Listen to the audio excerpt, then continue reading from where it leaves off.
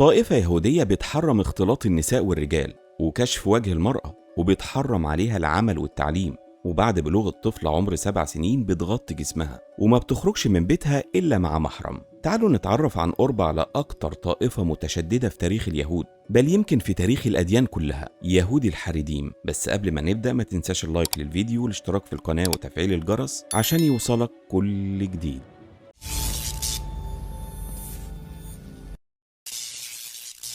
كتير اتوصمت المجتمعات الإسلامية بصفة التشدد، لكن لما بنبص في التاريخ بنقدر نشوف مجتمعات كتير مسيحية ويهودية متشددة أكتر بكتير من الفكرة اللي بيسوقها الغرب عن الإسلام. ومن بين المجتمعات دي يهود الحريديم، أولئك الذين يرتجفون خوفا من الله، وده معنى اسمهم. ويقال إن حريديم هي جمع لكلمة حريدي ومعناها التقي، واحتمال يكون الاسم مشتق من الفعل حرد الموجود في اللغة العربية بمعنى اعتزل أو اعتكف. وهم يهود أرثوذكس متدينين بيلتزموا بشكل صارم بالتعاليم اليهودية الأرثوذكسية، وبيكرسوا معظم حياتهم لدراسة التلمود، وهم بكده بيعتبروا الأكثر التزاما بتعاليم الشريعة اليهودية. ولو تخيلت نفسك جوه إسرائيل فمن أول نظرة ليهم هتفتكر نفسك في دولة إسلامية متشددة، لكن الحقيقة أنت مش في شوارع أفغانستان، أنت في تل أبيب. واللي شايفهم دول من طائفة الحريديم اللي بيربي رجالتها دقونهم بدون تهذيب، وبيلبسوا معاطف سودة طويلة وقبعات من نفس اللون، وده نفس اللبس اللي كان شايع عند اليهود في شرق أوروبا قبل القرن العشرين. أما الستات فبيلبسوا الفرونكا، وده زي نسائي شبيه بالنقاب لونه أسود وما بيبينش من المرأة أي شيء ولا حتى أطراف صوابعها. وقال الحاخام بنيرزي لموقع يورجيوش نيوز إن الطائفة اعتمدت اللبس ده بسبب مخاوفهم من حالة تدهور الحياء في المجتمع اليهودي. ونشرت صحيفة معاريف الإسرائيلية خبر مفاده إن حاخامات يهود بينتموا لطائفة الحريديم أصدروا فتوى بتلزم النساء الإسرائيليات بعدم التبرج وبارتداء البرقع وعباية واسعة لإخفاء كل أجزاء الجسد، إضافة لعدم الحديث في المحمول أثناء الوجود بالشارع أو الأماكن العامة، لأنهم بيعتبروا صوت المرأة عورة زي ما جسدها كله عورة. وحسب الحريديم فهدف الفتوى الحفاظ على مكانة واحترام المرأة لجسدها وذاتها، تنفيذا لتعليم الدين اليهودي اللي بيدعو للالتزام بالأخلاق والاحتشام. وكتير من حاخامات الحريديم بيحطوا ملصقات في الشارع وعلى الجدران للترويج لأفكارهم ومعتقداتهم. وبتعتبر طائفة الحريديم كل أشكال الحضارة وعلوم التكنولوجيا بدعة،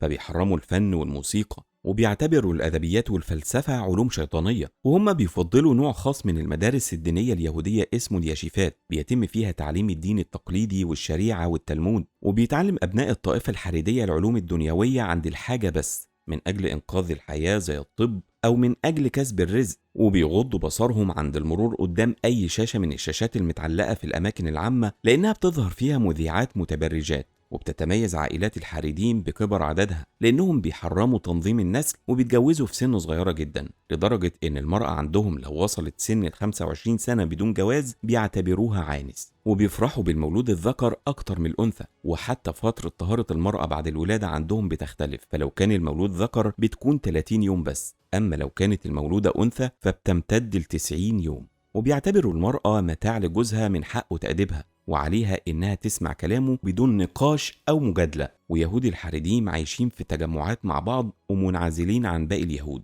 وبيكفروا كل اللي خالفهم، وعلى رأسهم اليهود العلمانيين وكمان الطوائف التانية، وبيصلوا في معابدهم الخاصة، وكمان ما بيتجوزوش إلا منهم. وبيعتبروا إن تفسيرهم للتوراة هو الصحيح، وإن باقي اليهود على ضلال وفي انتظارهم عذاب جهنم. وأغلب الطائفة كانوا موجودين في روسيا وجمهوريات الاتحاد السوفيتي السابقة في مجتمعات شديدة الانغلاق، وفي قرى نائية ما فيهاش أبسط مقومات الحياة الحديثة. وحاليا بيعيش كتير منهم بين القدس وتل أبيب ونيويورك. ولفتوا انتباه العالم في السنين الأخيرة بمجموعة من الصور اللي بتظهر فيها نسائهم في نقاب مشابه بشكل كبير للنقاب الإسلامي، وده خلى جريدة إسرائيلية توصفهم بطالبان إسرائيل. والغريب إنهم بيتحاشوا قدر الإمكان الكلام باللغة العبرية، وبيعتبروها لغة مقدسة، فبيفضلوا تجنب استخدامها في الوقت اللي بيستعملوا فيه مكانها لغة اسمها الياديشية، وهي حسب موسوعة ويكيبيديا لغة يهود أوروبا واللي ظهرت خلال القرنين العاشر والحداشر الميلادي. وهي خليط من لغات عديدة منها الأرامية والألمانية والإيطالية والفرنسية والعبرية، وبيتكلمها قرب 3 مليون شخص حول العالم، وأغلبهم من اليهود الأشكناز. والياديشية بتستخدم الحروف العبرية في الكتابة، ولكنها بتختلف عنها في نفس الوقت. وفقا لإحصائيات غير رسمية فالحريديم بيشكلوا 10% من سكان إسرائيل، يعني حوالي 1,000,000 شخص. وبسبب عدم تنظيمهم للنسل فهم الطائفة الأكثر نمواً في إسرائيل، باعتبار إن معدل الولادات عندهم أكتر ب3 مرات تقريباً من بقية اليهود. بعض المتابعين للشأن الإسرائيلي بيقولوا إنه لولا الانقسامات الداخلية للحريديم خصوصاً بين الحاخامات لكان تأثيرهم على المجتمع اليهودي أقوى، خاصة لو عرفنا إن أحزاب الحريديم السياسية ما فيهاش أي ديمقراطية داخلية، ورؤساء الأحزاب دي بيخضعوا بشكل مباشر للقيادات الدينية في جماعات الحريديم. كمان المرأة ملهاش أي دور في السياسة بالنسبة للحريديم، فمحرم عليها المشاركة في الحياة العامة مهما كانت دورها مشي. والمرأة عندهم كمان معفية من الخدمة العسكرية، على خلاف كل الإسرائيليات اللي بيخدموا في الجيش لمدة 2 سنين، لأن منافسة الرجال مرفوضة عند الحريديم. وكتير من نسائهم ما بيتلقوش التعليم على إيد الحاخامات لأنهم رجال لكن في مدارس خاصة بيهم. والقصص اللي بيظهر فيها تشدد الحريديم في موضوع المرأة كتير. ففي نيويورك مثلا موجود أتباع كتير للطائفة، وبيفصلوا الرجال والنساء في الأتوبيسات العامة بستار بيتحط في المنتصف. والمنشورات الخاصة بيهم من جرايد ومواقع إلكترونية ما بتصدرش أبدا صور للمرأة، ودايما بيتم التلاعب بالصور اللي بتظهر فيها النساء وبيتم إزالة وشوشهم أو طمسها، زي ما حصل سنة 2015 لما قدمت بعض الصحف التابعة للحريديم الصورة الرسمية للحكومة الإسرائيلية منقوصة من نسائها. وكان من بين أشهر رجالة السياسة التابعين لطائفة الحريديم وزير الصحة الإسرائيلي اللي رفض مصافحة الوزيرة الفرنسية بسبب معتقده الديني اللي بيحرم ده. واليهودية الحريدية موجودة في مدينة القدس في حارة 100 شعرين مثلا، وفي حارات يهودية تانية، وفي مدينة بني براك المجاورة لمدينة تل أبيب من جانبها الشرقي، وفي بعض حارات مدينة نيويورك. وفي الحقيقة ان انتقاد الصحف الإسرائيلية لليهود الحريديم وهجومهم عليهم ملوش أي علاقة بتشددهم، بل له أسباب سياسية زي بالضبط هجوم أمريكا على الإسلام اللي كان هدفه غزو العراق وأفغانستان والسيطرة على الدول الإسلامية.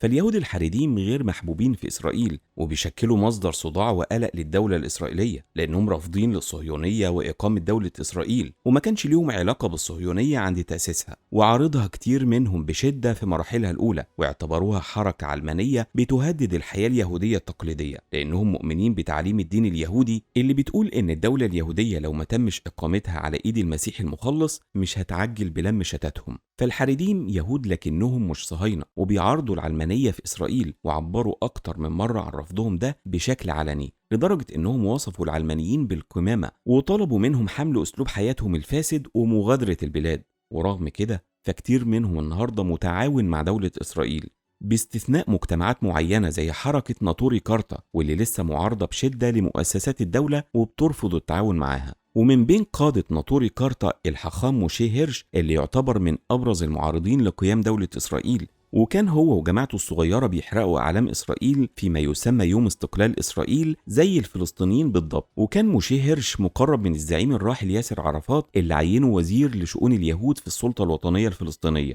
وكان بيعتبره مستشار شخصي ليه. وفي النهاية فمشكلة العرب مسلمين أو مسيحيين مش مع اليهود واليهودية لكن مع الصهيونية واغتصاب أراضي الغير بالقوة، أما الدين فلله وحده. وبكده تكون نهاية حلقتنا النهاردة، ومنتظرين رأيك في التعليقات، وما تنساش اللايك والاشتراك وتتفرج على الحلقات اللي فاتت وتستنى الحلقات اللي جاية.